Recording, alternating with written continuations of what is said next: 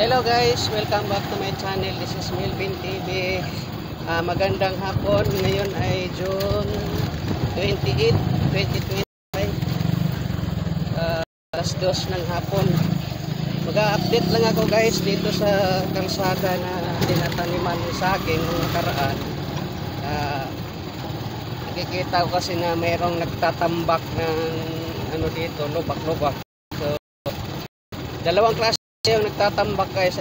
Mo nung nakaraan kasi may nagtambak dito na ano na may halo na bala ng rivets at saka mga ginupit-gupit na yero, saka may iba pa, may mga bubog.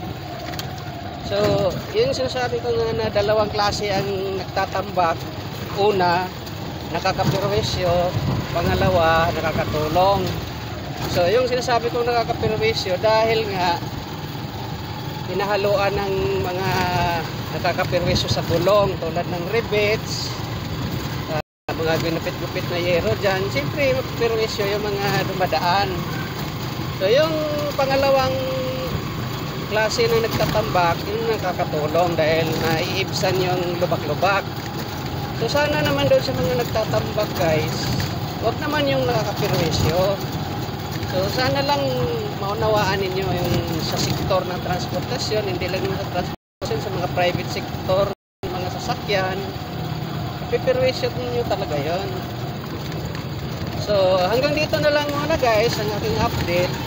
So sana ma-action na yung kada na yan.